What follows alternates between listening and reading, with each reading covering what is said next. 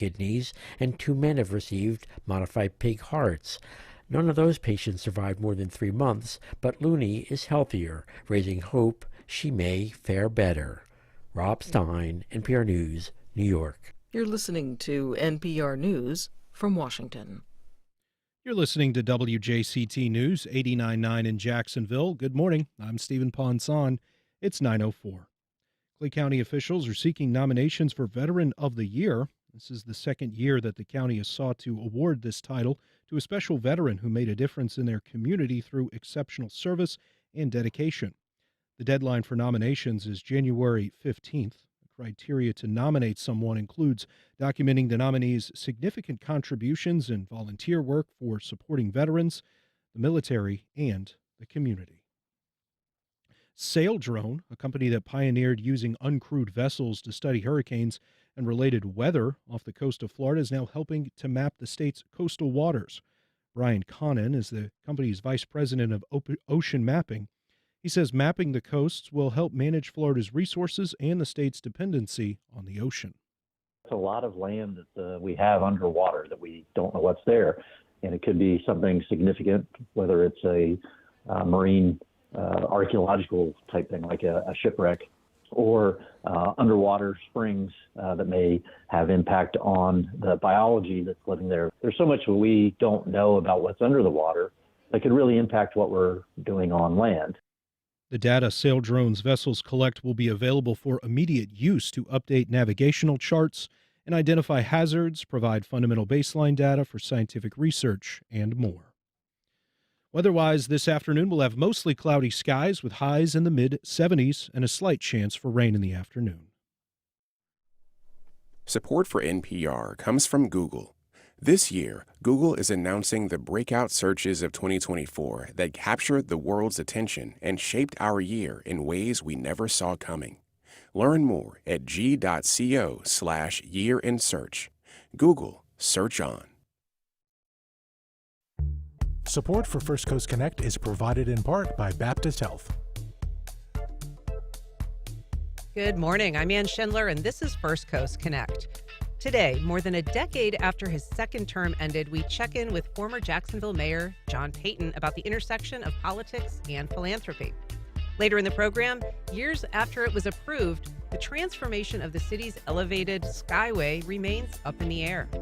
But first, the man who led the city of Jacksonville from 2003 to 2011 is being recognized with a OneJax Humanitarian Award. Here to talk about it is former Mayor John Peyton. Welcome. Thanks, Ann. Nice to see you. Also here, the CEO of OneJax, Elizabeth Andersen. Welcome back, Elizabeth. Good morning. How are you doing? I'm doing great. Good. John Peyton, you've been selected as the recipient of the OneJax Silver Medallion. What does it mean to you to be a humanitarian? Well, first of all, let me just say, OneJax, I'm glad to be able to help them out in a small way. It's one of the few organizations in town that really works at providing a safe and respectful environment to have meaningful conversations about our differences. And in this world we live in, I think there's a higher demand for that than we've ever seen. OneJax has got a great history of just bringing people together, and I've been working with them for many years with community suppers and other efforts that they administer to help bring people together. And so this award, just being a part of this, is really a small way to contribute to what they do. And I'm honored to be recognized, but I'm more proud of the work they do in our city. Elizabeth, what is it that these awards are designed to do? What is the goal? Sure. I mean, I think that for OneJax, our ability to be able to recognize and honor the contributions that these individuals have made in our community, or in some cases, have a larger footprint outside of Jacksonville area, is not only to say thank you for the work that they've done, but also to inspire the other people in our community to strive toward these humanitarian values. When we are all working toward helping one another and giving back and being more selfless, then our community will thrive. And are these names, obviously John Peyton's a pretty well-known subject, but are these names that people will recognize, or are they surprises? Are they known commodities, or are they little-known people in the community?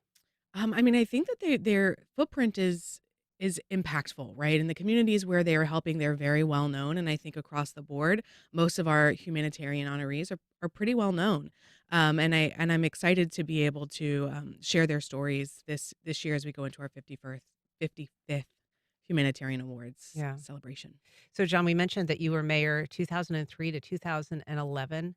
How has the city changed in the interval since that time? Yeah, that's a great question. I think well, our politics have gotten a lot more divisive for sure.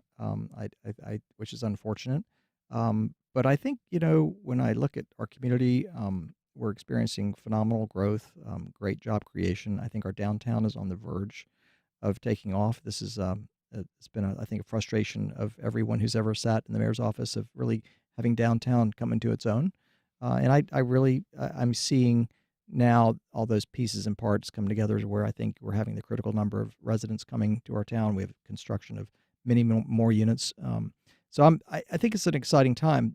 Florida is growing in leaps and bounds, and I think our area has been discovered as a place for great living and great economic opportunity. And shame on us if we don't manage that well. And I think that's our challenge: is how we strike that balance to protect the quality of life that we enjoy while we experience record growth. But I'm optimistic about our future. I think this is a good place to be, great place to call home, and I think others have realized that we've got a pretty good deal here. Yeah, I mean, there's so many people have moved into the area. Obviously, people are glad to call it home. But I mean, in my sense, and I think in the sensibility of a lot of people, downtown just really seems to have a lot less vitality than it did when you were in office, when your predecessor was in office, and in the years that preceded it.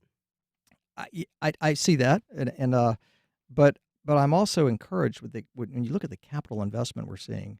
I think it's going to change, and we've always said, getting a critical mass of residents in the core is that's the game changer, and that's what's going to make the difference. And I'm seeing that when you look at the number of units that are coming on stream. I think when you get your critical mass of residents, then the grocery store makes sense, then the coffee shop makes sense, and then your retail, and having a vibrant street life, and residents enjoying restaurants in our waterfront. So the bones of our downtown are fantastic. I mean, we have a beautiful downtown. It's centrally located in our region. It's where we come together. We come together for church. We come together for sports, for arts, for library. The great library. Our government is headquartered there. So there are a lot of fundamentals that are strong. I just think we need to get people there, and I think housing is where you start. I wonder, the places that we typically go and enjoy as ordinary folk tend to be places where there's a lot of like neat little shops, right? Right. Little restaurants, little shops, neighborhoods that kind of build up somewhat organically. I wonder if it's all of the incentives that the city has given to big businesses, to big enterprises, to try to catalyze growth. If there isn't a path, or perhaps a possibility that several of those millions of dollars could be used to incentivize small businesses as opposed to larger, anchors. Right. Well, so we've tried that in the past, and I remember when I was there, and this was many years ago, we had a Starbucks downtown that paid no rent, and it was basically trying to create a catalyst, but they could not make it. You have to have the foot traffic, you have to have the customer base, and we just haven't had that. So I think what if you just pay people to live downtown? Have you thought about? Well, I think we really are in many ways, aren't we? I mean, with the subsidies that we're seeing for the housing units, these units are being heavily subsidized, and I'm not sure there's any other way to do it at this point. Once you get to that critical mass and you develop a pattern of success, I think the free market will take over. But I think you have to have a little nudge. And by the way, it makes sense for us to invest in downtown. You're not recreating community. You're not rebuilding infrastructure. You have infrastructure, fire stations, schools, libraries, a lot of venues for entertainment. So it in many ways, as opposed to urban sprawl, it makes more sense to encourage and incentivize people to be downtown.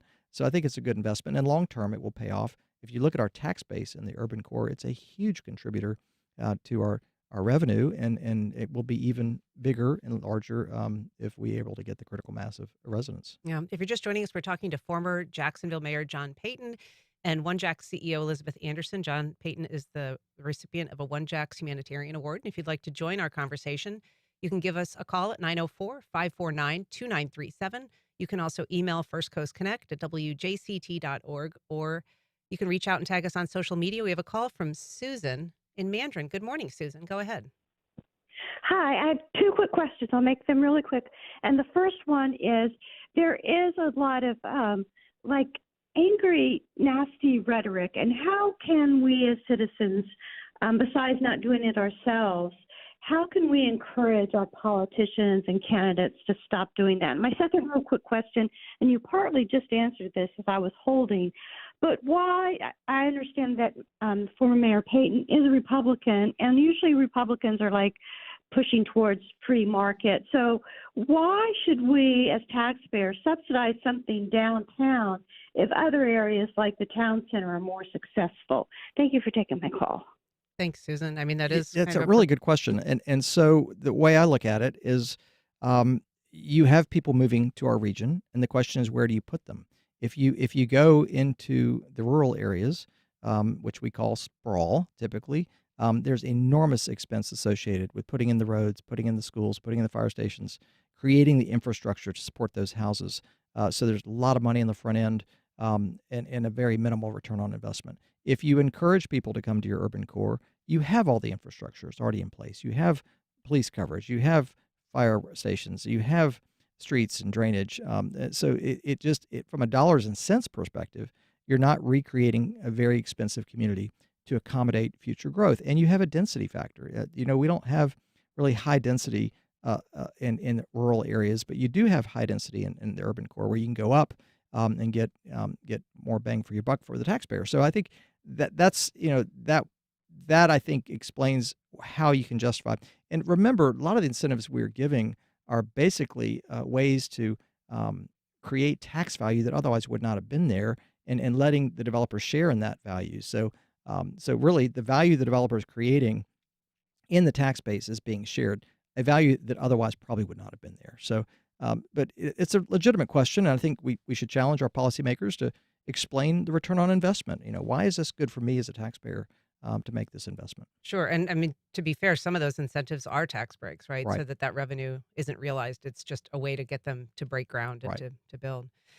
What about Susan's question about the rhetoric? I mean, you alluded to it earlier, that we're in a more divisive time. I mean, how do you feel that's impacting us at the local level? Obviously, we know that national politics are riven with, partisanship. Right. Well, I think there's just a lot of frustration. I sense there's a lot of frustration among the electorate about the way things are going, and people feel like the freedoms in some shape, way, or form are being taken away from them, and someone else is getting more.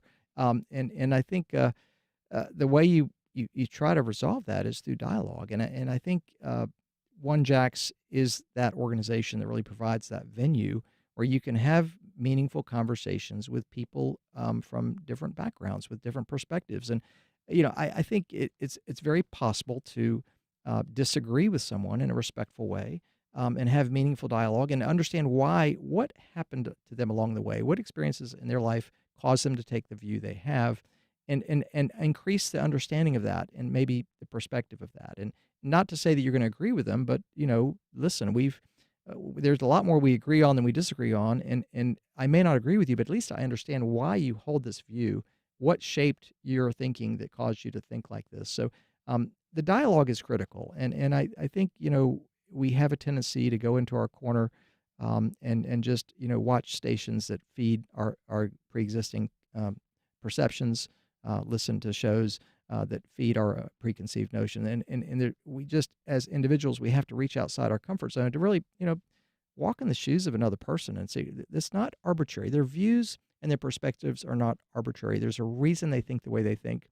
And by understanding that, maybe we can have a civil conversation on how to move forward. The great thing about this country is we have diversity of people and opinions and experiences.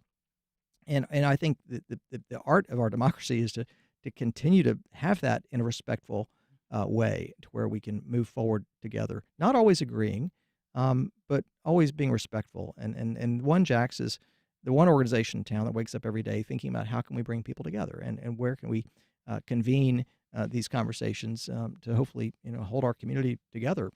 I think on the person-to-person level that OneJax facilitates, we do kind of recognize each other as humans and are able to make that connection. I mean, what fault do you lay at the foot of the political leadership in terms of fomenting divisiveness? It is a benefit, really, to create that rift and to, that has been a successful tool to political, conquest. Well, I think really one of the things that's led to it is the way we've basically drawn our political districts. We don't have districts that have a mix of diverse opinions and partisan perspectives, and so what ends up happening is the kind of the outlying perspectives of any given political party, be it Democratic or Republican, tend to call the shots, and the primary becomes the end all be all, and so the primary is filled with people that are not necessarily in the middle; they're toward the fringe of their perspectives, and I think that's really driving. The primary politics are really driving what kind of candidates we have, and then you get in the general, and you've got two extremes from both parties, and the middle is often left out, and there's not a discussion in the middle ground, and so. Listen, there's plenty of finger pointing here, but I think the partisanship I think is become just really too powerful in our politics. And there's when I look at Jacksonville here, the issues we're dealing with are not partisan issues. We've got to pave the roads. We've got to pay for a stadium. We need a new jail. We want to protect our quality of life. We want to have the best park system, not just the biggest park system. We want to have the best park system. These are not partisan issues. And so we really need to be focused on, the end goal here and not on the partisan bickering. And that's the part. What was your take on the Jacksonville mayoral election on that front? Yeah. Well, I was, Daniel Davis, a dear friend of mine. I was a supporter of his. And of course, Mayor Deegan was elected. I enjoy my relationship with her. I think she's in the office for the right reasons, and she's trying hard. But it was a brutal campaign to watch, and the amount of money that was spent. Do you think it was equally brutal on both sides, or do you think it was more brutal? I mean, I think that there was a perception that Mayor Deegan was trying to be a little bit more conciliatory and to the middle, and that some of that ugliness, like the Black Lives Matter ads and stuff, was really coming from the GOP. I think there was plenty of blame to spread in all directions. I know the Republicans themselves were the most brutal on each other before you even got to the general. So I think there's a lot of damage done in the general election. Mm-hmm. Republicans beating up on Republicans, and then the winners making it to the general, coming out of the primary, were basically wounded. And I think Daniel had a hard time getting back on his feet after the brutal primary. But it's just, it was unfortunate, not only the quality of the ads, but the volume of them. When I ran for mayor, it's about $1 million campaign. This was a $9 million campaign for one candidate, which is just hard to comprehend that kind of investment. But it's a tough business. I want to take a call from our friend Stanley on the north side. Good morning, Stanley. Go ahead. Good morning. Good morning, John, too. And I agree with you. I agree with One Jacksonville, and I agree with the first caller. But I disagree with the mayor because he's looking from the top. Everything he talks about is from the top up. You talked about the stadium. You talked about the jail. But you're not talking about quality of life for the city of Jacksonville. And I got the data to show that the Better Jacksonville was a colossal failure. Thank you. Yeah, we should say Better Jacksonville obviously was your predecessor's footprint, John Delaney, but it was something that we still see. It was in the inbox. It was in the inbox. He passed it. I got to build a lot of it. Listen. And finance a lot of it. Right, finance a lot of it. I was proud of our community rallying around the Better Jacksonville plan. It was a huge $2.2 billion investment in our community. We had a lot of great libraries, a lot of good roads. The courthouse wasn't overly popular, but we needed one. So it moved the needle. It moved the needle on a lot of things that we needed. But listen, I think, quality of life is what makes this place special. And one thing that I was never able to do that I was always wanting to do is really invest in our park system. We have the largest park system in the United States of America here, and it deserves our investment. And so, and those are the kind of things, I think our caller was referring to is, where the rubber meets the road, the things I interact with, how the traffic flows, what kind of park we have. Is the library open? Are we mowing the medians? Things of that nature. Yeah, and that is the essential question. It kind of echoed here in an email we got from Mark saying, I wonder if we are spending our tax dollars in a manner that is prudent on stadium deals, beach renourishment, downtown renewal, when I can't drive out of my neighborhood on Bunker Hill in the '08 without getting punched in the kidneys by every bump. I mean, there is always the issue of potholes, nonpartisan potholes, right? Um, I want to ask you, Elizabeth, in terms of, you know, overcoming some of that rhetoric at the local level, is there any work that OneJax does to engage politicians directly? I mean, other than, kind of through this honorary um, system of recognizing humanitarians. Sure. I mean, I think the work of OneJax has been to be a convener. Sometimes that is very publicly and openly with the community and hosting civil discourse and community suppers. And sometimes that is behind the scenes. Those are phone calls, those are personal relationships, those are building allies, so that we can move initiatives forward that help build a culture of connection throughout Jacksonville. OneJax has gone through a lot of transition ourselves over the last several years. And so it is a priority for us to continue to build those relationships. I know before the election, for example, I picked up the phone and I called one of our Republican council members and I said, hey, if we need to get to a place in the community where we have a bipartisan coming together, making sure that this community sticks together, regardless of the outcome of the election, can I count on you? And that person said, yes. Yep, you can count on me. And so, being able to put those pathways in place and hopefully not having to use them, right? I mean, those were the conversations that we were having then. But, if we need to be able to bring together our elected officials, that's certainly a priority for me. Because at the end of the day, our community and the well-being of the people, regardless of partisanship, I think is most important. And I do believe that our elected officials, believe that in their hearts as well. John, I would be remiss if I didn't talk to you a little bit about one of your former staffers, Susie Wiles, who has been sort of a through line in a lot of the shift to the farther right in Florida. Certainly, helmed Donald Trump's initial Florida campaign, which was a surprise win for him in Florida. Then she led Rick Scott in defeating the establishment candidate. She led Ron DeSantis in defeating the establishment GOP candidate. And now she's obviously the chief of staff for the incoming president. Clearly, probably one of the most powerful positions in the world. I mean, really, if you think about it. And I'm really proud of Susie. I had the privilege of working with her. She was in my administration for many years. Led probably what I would say are the most significant public policy initiatives in my term. She certainly was helpful in crafting Rally Jacksonville, which is our early learning and literacy effort.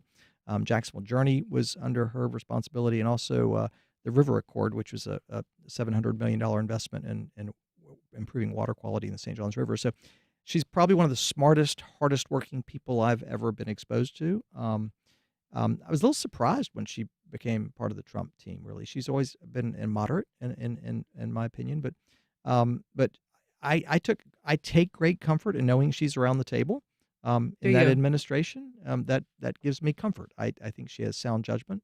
Do you need comforting? I mean, are you concerned about this presidency? Don't we all need comforting? Regardless of your political persuasion, I think we all need comforting. I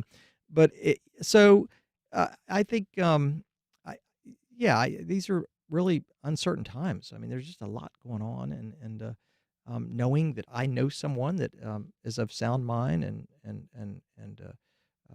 that I've worked with gives me a deal of comfort that she's there at the table, and I just hope he listens to her. That's the main thing. If he listens to her, I think we'll be fine. I want to ask you, because you brought up the Jacksonville Journey, and that's something that the current mayor, Donna Deegan, has been trying to rekindle. It was, an anti-crime effort that was seen to have some immediate success in a time of rising homicide rates. And, after that program ended, the rate sort of resumed unabated to continue to rise. Have you been in touch with Mayor Deegan about her efforts to bring back the Journey? What are your thoughts about this? I have, and I'm impressed with her commitment to bring it back. I can't take a lot of personal credit for the Journey. It was really the work product of about 120 community leaders that we brought together to really develop a blueprint for how do we move forward and reduce violence in our city. We had tremendous results. The numbers were phenomenal. We had great reduction. We had great community buy-in. We invested in a lot of non-traditional remedies. Historically, we always invest in more enforcement, more police officers on the street, but we actually spend a great deal of time and resource focusing on prevention and intervention, which is the long-term solution. Yeah, I think the mayor is committed to this concept. She is surrounding herself with people that were very involved when I was there. Debbie Burgess, W.C. Gentry, folks that know the journey and know the success and how we administer it. It is not an inexpensive venture, and money is tight at City Hall. So finding a way to strike that balance is going to be important. But the long-term difference makers with the journey was really investing in our children. You can't get to them too soon. Transforming our daycare centers from custodial care to learning care and really focusing on early learning and literacy. After-school programming was a huge, huge component of that success. Keeping kids busy, intellectually engaged around positive mentors, as opposed to just wandering the streets after school, which was no surprise, the most dangerous time in Jacksonville. So those efforts have got to be invested in, and those are long-term solutions. You're not going to have immediate results from that, and it's hard for policyholders to make those type of investments because it's not immediate. It's a long-term investment. And I think one of the challenges we have, what I call the price of democracy, is we have these wholesale changes every 4 or 8 years, and it's hard to have programs like this survive time. I'd love it if, Jacksonville Journey was never interrupted. I think we'd be in a different place. I think Rally Jacksonville, our early learning and literacy component, was really important for crime fighting and for having, a vibrant, contributing workforce. It's the staying power is the challenge. And I'll go back to OneJax and all these great not-for-profits that really take the long view. They're not responding to the winds of the politics of the day. They're able to, focus on long-term goals with investment over time that hopefully will persuade, policymakers to help in ways they can with a longer-term vision that can ultimately improve our city. Well, former Mayor John Peyton, congratulations on your recognition from OneJax as a silver medallion humanitarian. And Elizabeth Andersen, thank you so much for being here this morning. Really appreciate it. Thank you. Thank you, Ann. All right, thank you. Up next, we're going to be talking to Emily Turner. She's an investigative reporter with Action News Jax. She's been doing a deep dive into the Skyway's transformation. Well, after years of planning an overhaul to the Skyway, city transportation officials are just now spending $7 million on a feasibility study. Here to help us understand why, I'm joined by Action News anchor and investigative reporter Emily Turner. Hi, Emily. Hey, how are you? Good. Nice to see you. So you recently did a special investigative special specifically on JTA because you've been doing so much reporting for the last year and a half on this agency from a variety of, angles. But let's start, if we can, with just the most recent news that we've learned. I'm guessing that I am not the only one surprised to learn that this project is still at a stage where it's still just a possibility. I mean, well, what's so ironic about this is, yeah, it's still a possibility, except for there's money codified in legislation dedicated to it. There is no price tag. There is no scope. There is no timeline on it. And yet $240+ million of our local option gas tax is codified in legislation to go to it. And so that's kind of the big question mark is, did we put the cart in front of the horse on that? So if I may, let me just explain to listeners who may not understand what this project is, because it's largely gone like in the background. It's affectionately called the U2C, the Ultimate Urban Corridor. And the whole point of it is to use autonomous vehicles, convert the Skyway. There's 3 different phases of it. The first phase is currently in the works. It's the Bay Street Innovation Corridor. That's a 3.2-mile loop downtown that goes from headquarters in La Villa of JTA, down Bay Street, down by the soon-to-be Four Seasons, and back. And that is separate and distinct from what we call the Skyway. Right. That is, so technically, it's all part of this larger, in theory, they're supposed to be linked up, right? It starts with Bay Street Innovation Corridor, then you convert the Skyway into an elevated autonomous vehicles roadway, which is what we'll get to in just a second. And then the third phase is that they then deploy these autonomous vehicles into neighborhoods. So phase 2, which is the conversion of the Skyway, is the biggest price tag. And what's happening now is they're just now doing a feasibility study. Now, they put it out to bid already. And Converting. And when you say convert, you're talking about creating ramps, basically on-ramps from the ground level up to the existing Skyway. right. So right now it's basically a monorail. And what they would need to do is convert a monorail into an elevated roadway. They'd have to find a way to make these vehicles get from the elevated roadway down to an actual road. And so in theory, it might be easy, but it's actually quite a big undertaking because if you look at the Skyway, I mean, it's not a road. You'd have to redo all of this, gosh, when was it, late 80s infrastructure, and convert it into an elevated roadway. They put out to bid kind of the first gander of what is this going to look like. They awarded it. Then in the spring, they pulled it back. This is the Jacksonville Transportation Authority. Jacksonville Transportation Authority. Well, then they put it out to bid again. That's what they just awarded. Why did they pull out their, I mean, if the completed project was what they bid out and then pulled back? Phase 2, the conversion of the Skyway, they put out a bid. HNTB won, and then and the board voted on it. David Bauerlein, the Times Union, did a story on it. And then to very little fanfare, in the spring, they canceled it. And then they put it out to bid again. Did so they the question offer an explanation as to why they canceled well, it? if you look, because I've got both of them, a copy of both of them. The first one is this like massive document. The second one is much smaller. There's one word that's very different that's in the second one that's not in the first. Alternative. And it's about alternative plans. So they basically, the first one has all this scope, all of these, it's a massive document that had to have a zip file. The second one, it was just an easy attachment. And you can find that basically what is the alternative to converting the Skyway. It's almost like, and I have, they won't talk to me about this because I did reach out to them, but they have not responded. It's almost like they thought, oh, perhaps this isn't feasible, or at least not in the way that we anticipate or want to do it. So what are the alternatives to converting the Skyway? Which, mind you, money's already dedicated to converting the Skyway. So yes, I was going to ask, what flexibility do they have? As you said, the voters voted on a gas tax increase, which is that money that you said is codified now into law, obligated to this project. $248 million specific to the conversion of the Skyway. But there's also a huge amount of federal funding that's gone into it or is tied into it in one way or another, right? Well, so that depends. So that's the first phase, because that's the reason it's kind of complicated, right? It's this 3-phase project that in theory it starts on Bay Street, that goes up into the conversion of the Skyway and then goes into the neighborhoods. But they've broken it up into 3 parts because it's funded differently. So phase 1 is the Bay Street Innovation Corridor that's funded by a combo of state, local, and federal money. Realistically, the vast majority of the money that's been spent is local. The only money they've gotten reimbursed on this $66.6 million phase 1 is like $1.5 million from the feds. The state's paid nothing. The rest of it is us as taxpayers. And if they don't get reimbursed by the deadline, then local taxpayers are going to have to foot that bill too. But phase 2, they've gotten grants for some feasibility stuff. Smaller, maybe $1 million here or there.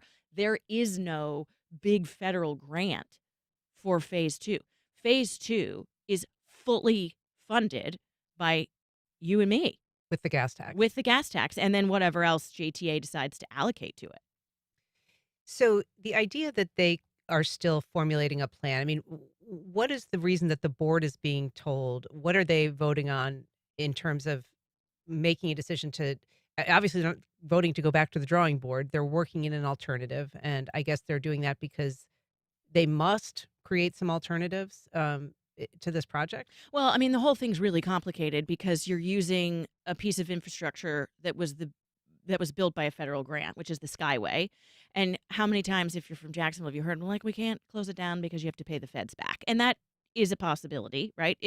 In the grant, there's a certain longevity that said technology needs to last, and if we don't use it as it's stipulated or repurpose it, then we have to pay the feds back. So the option that JTA has gone for is converting the Skyway. So that's kind of been the narrative, is like, well, I guess we could continue subsidizing the Skyway as it is, which is falling apart. They don't even make the Bombardiers who makes the car. They don't even make Skyway stuff anymore, or we convert it into something different. And that's kind of been their pathway. What's happened, though, is the technology hasn't developed as quickly as this project is progressing, which is to say, not very quickly at all.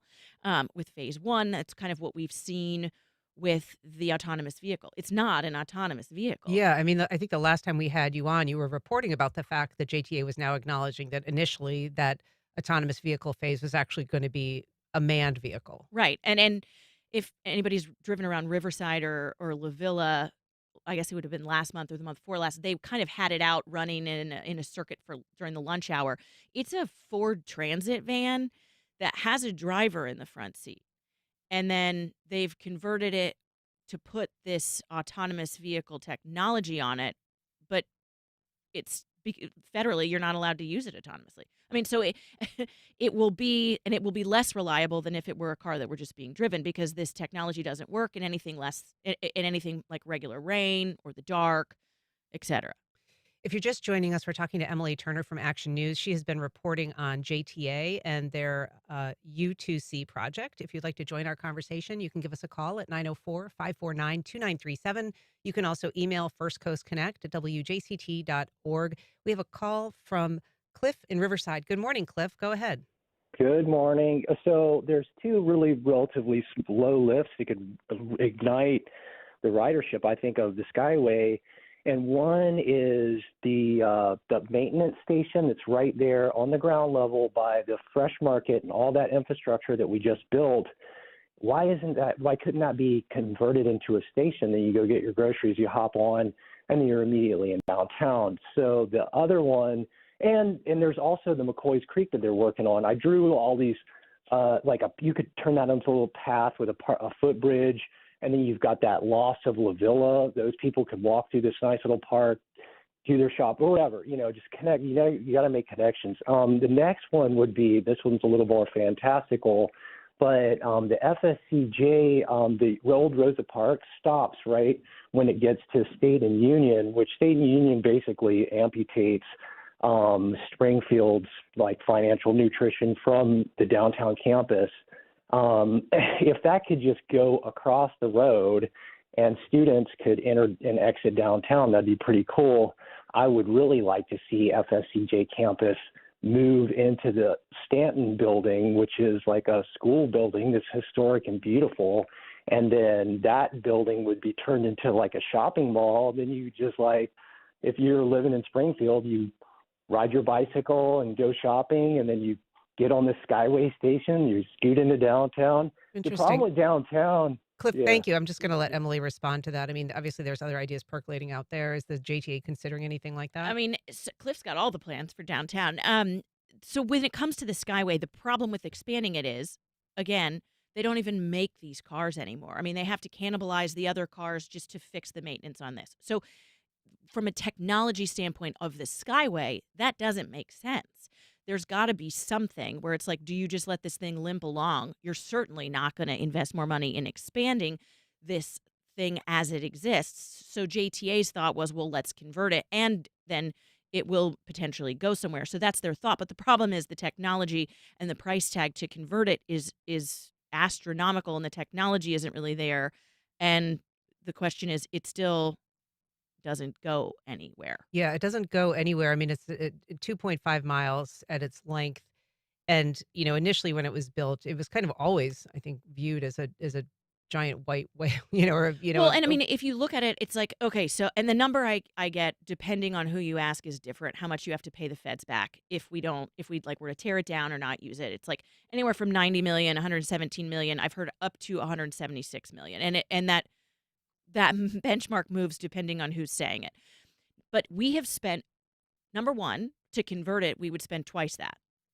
Number two, we have spent more than double that at this point subsidizing it. I mean, they pay, I wish I had the budget in front of me. I haven't looked at it in a while, but I mean, it's tens of millions of dollars that JTA puts towards the Skyway just to make it operational. And we should say, I mean, it's never had much ridership. Those numbers went up some years ago when they made it free to use the Skyway.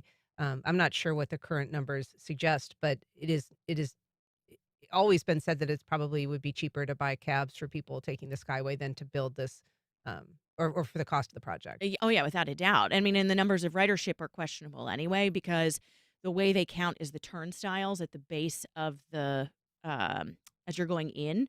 But many people will just go through the turnstile to use the sockets for charging their phone.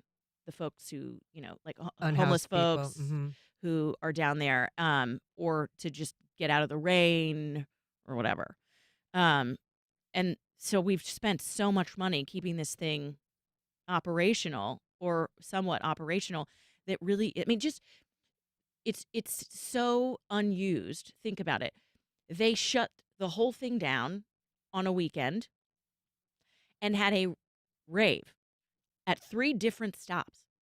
They threw a house music party at 3 different stops on a weekend. I remember we had a fellow on who was doing the event, who was like, Yeah, I mean, it's sponsoring the super event. cool, but like that's how useless this thing is, that nobody Cared. was nobody was mad. Yeah. Like, can you imagine if they shut down the New York City subway and we're like, sorry, we're gonna have a party? People would lose their mind. There's no way. But here in Jacksonville with the Skyway, they're like, cool. Yeah. And so, given the sunk costs of this project are enormous, I mean, what are the feds saying? You say that who you ask, the answer of how much we would have to pay the feds back depends on who you ask. But is anybody actually asking the federal government, like, hey, are you going to come calling if we just pull the plug on this project? So my understanding is that is a conversation that's being had. And if JTA is in fact going to try and get out of this money they owe the federal government, they need to get on it now, because they're going to have much better luck with this administration than the next.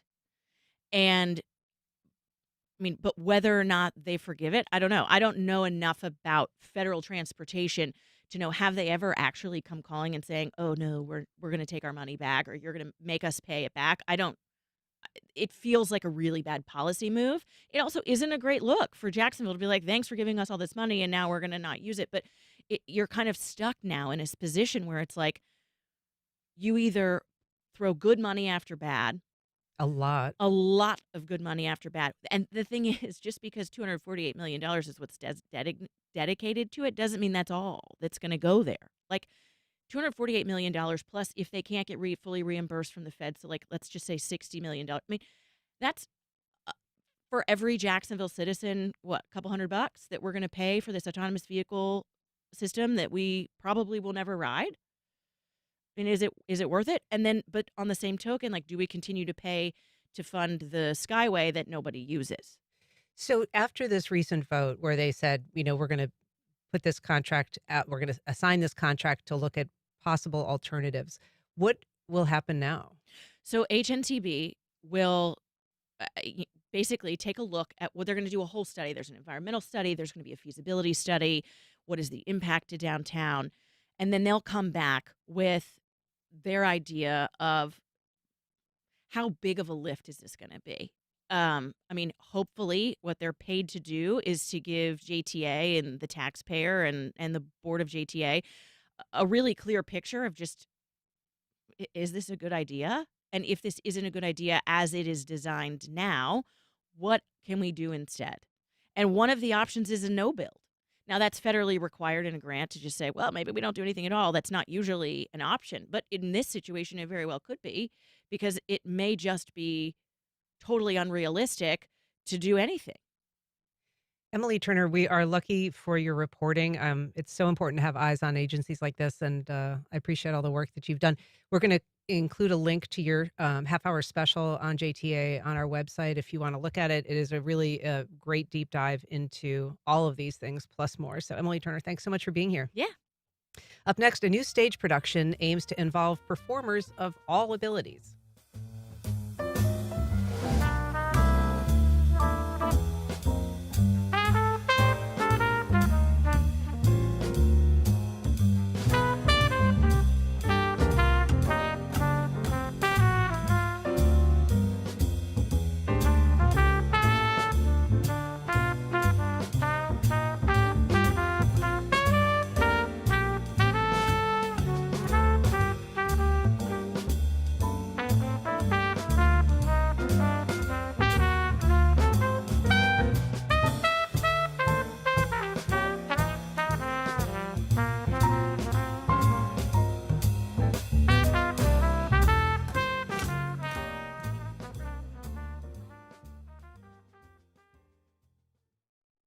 The Cummer Museum of Art and Gardens in Jacksonville curated art from ancient times to the present. Explore galleries, enjoy refreshments and entrees at the cafe, and treasures in the museum shop.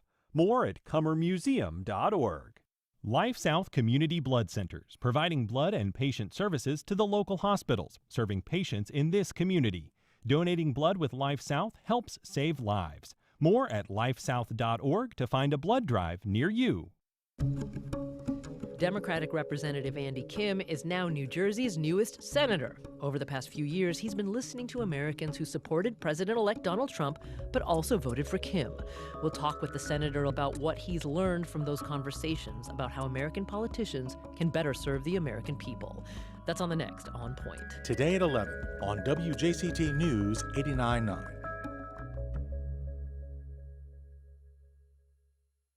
On the next Fresh Air. Interest rates go up and they go down. But what does that have to do with you and your money? The Federal Reserve meets this week to decide whether to cut its main interest rate. Its decision will have ripple effects throughout the economy, from the cost of debt to the pace of inflation. What's in an interest rate cut? That's next time on 1A. Today, starting at 10 on WJCT News 89.9.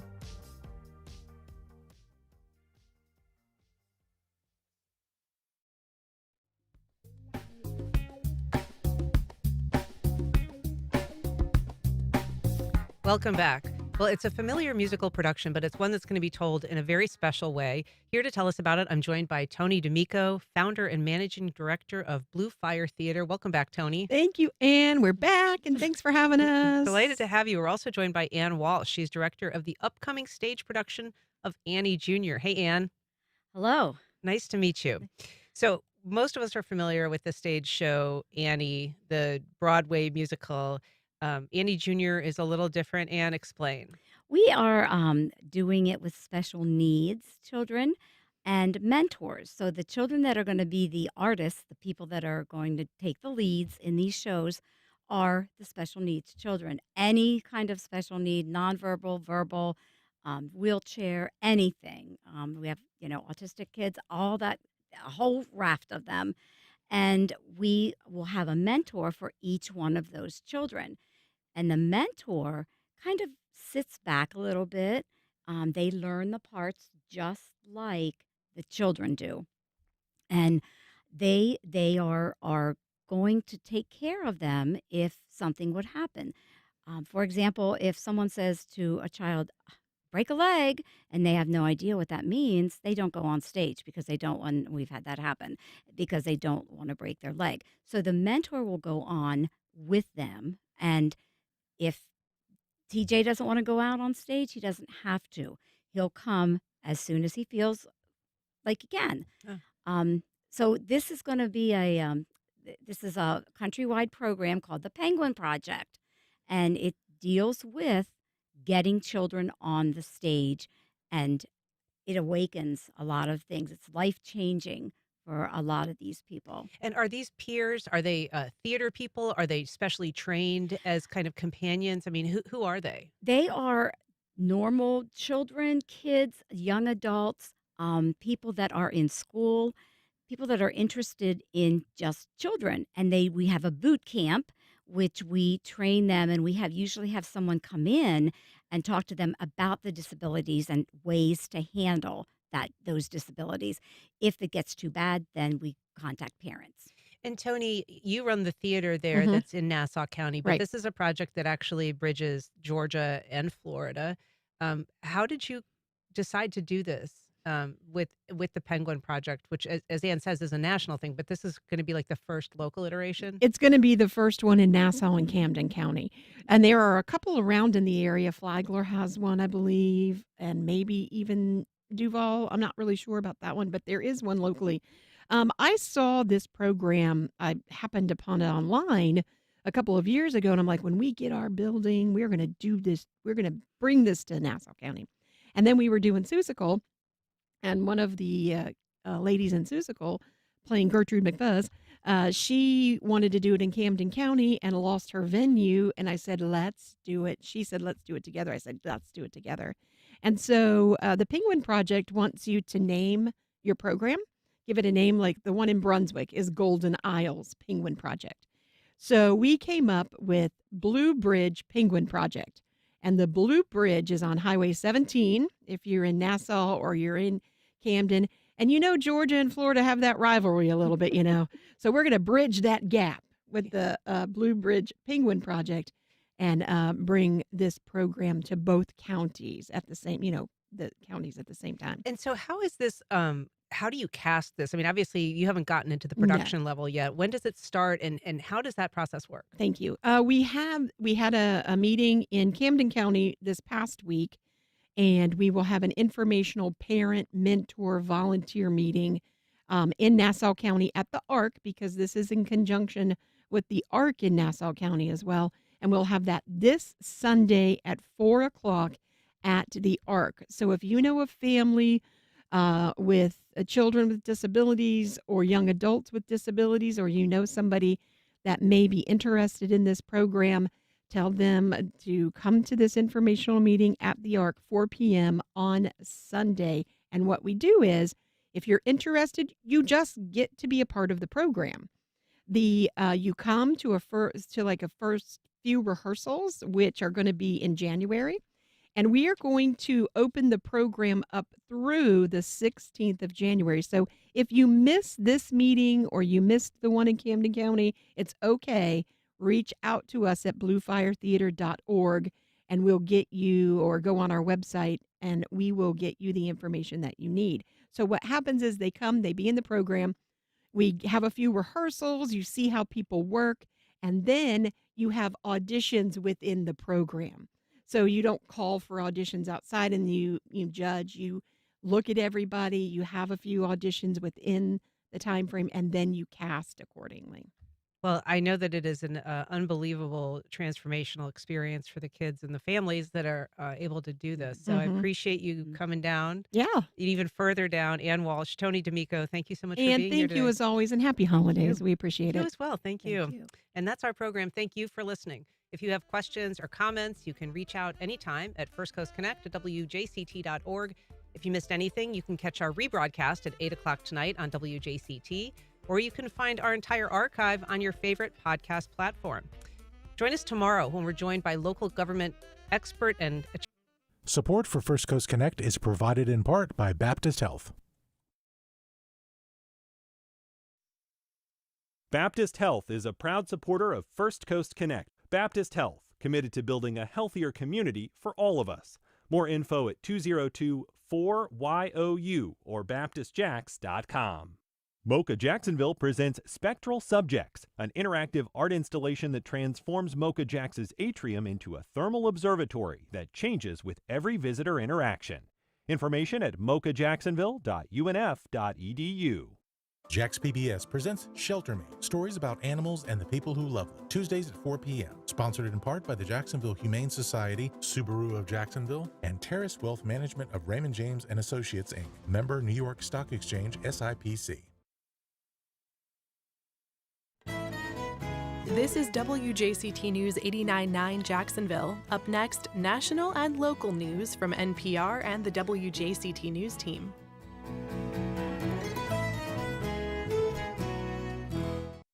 Yes, it helps determine how much you pay for a mortgage or for a car loan, but how does the Federal Reserve decide its interest rate, and what does it all mean for you? From WAMU and NPR in Washington, this is 1A.